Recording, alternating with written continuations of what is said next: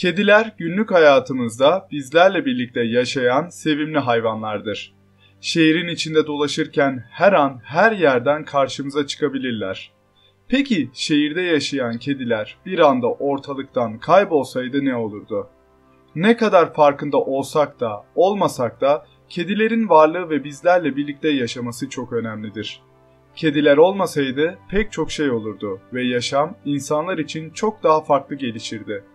Bu videoda kedilerin olmamasından dolayı meydana gelen tarihi bir olayı anlatacağım ve kedilerin önemini birkaç dakika içerisinde daha çok anlayacağız. Günümüzden yüzyıllar önce dünya çok ama çok önemli bir salgın hastalıkla karşı karşıya kaldı. Bu hastalık tarihe kara veba olarak geçti. Ayrıca kara ölüm ve büyük veba salgını olarak da adlandırılmaktadır.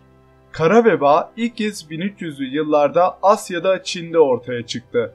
İnsanlarda ağrı, ateş ve bulantılar gözlemleniyor, insanların dirseklerinde ve kasıklarında mor kabarıklıklar oluşuyordu.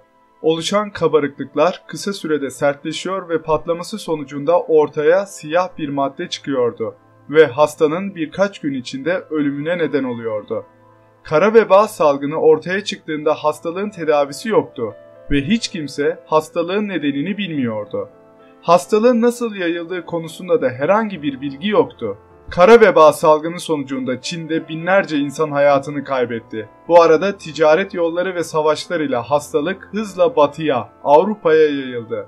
Orta Çağ Avrupa'sı bugünkü gibi gelişmiş değildi. Hatta dünyanın ilkel ve geri yerlerinden sayılabilirdi. Durum böyle olunca büyük veba salgınının etkisi Avrupa'da çok daha büyük oldu. Orta Çağ'da Avrupa şehirlerinde çok ilkel kanalizasyon ve altyapı sistemi vardı.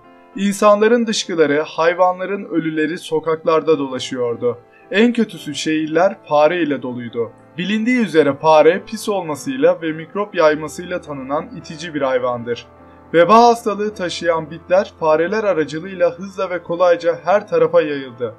İnsanlar hastalığın nedenini bilmediği için bu şekilde fareler aracılığıyla yayıldığının da farkında değildi. Doktorlar salgını durdurmanın yollarını aradı. Hastalar evlerinde karantina altına alındı. Ama yine de sonuç elde edilemedi ve salgın hızla yayıldı. İnsanlar Tanrı'nın kendilerini cezalandırmak için veba salgınını gönderdiğini düşündü. Böylece günah keçisi arandı. Hastalığın yayılmasını önlemek için binlerce insan canlı canlı yakıldı. Kediler parlayan gözleriyle ve geceleri ortalıkta dolaşmalarıyla cadıların dikkatini çekti. Salgının suçlusu kedi olabileceği düşünüldü. Böylece binlerce kedi öldürüldü. Avrupa şehirlerinde bir anda kediler yok oldu.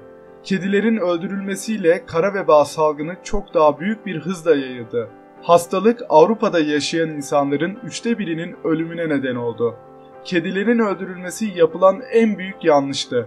Bilindiği üzere kedi fareyi yakalaması ve öldürmesiyle ünlüdür. Bir yerde kedi yaşıyorsa orada farenin barınması mümkün değildir. Avrupa şehirlerinde yaşayan kediler öldürülünce farelerin nüfusunda gözle görülür bir artış yaşandı. Kara veba mikrobunu fareler taşıdığı için de hastalık çok daha fazla insana bulaştı ve onların ölümüne neden oldu. İşte kediler olmasaydı tarihte yaşanan bu kötü olay gibi pek çok şey olabilirdi. Orta Çağ Avrupa'sında yaşayan insanlar kara vebayı kediler ile önleyebileceğini bilseydi ve kedileri hızla üretseydi, kara veba salgının sonucunda ölen insan sayısı çok daha az olurdu.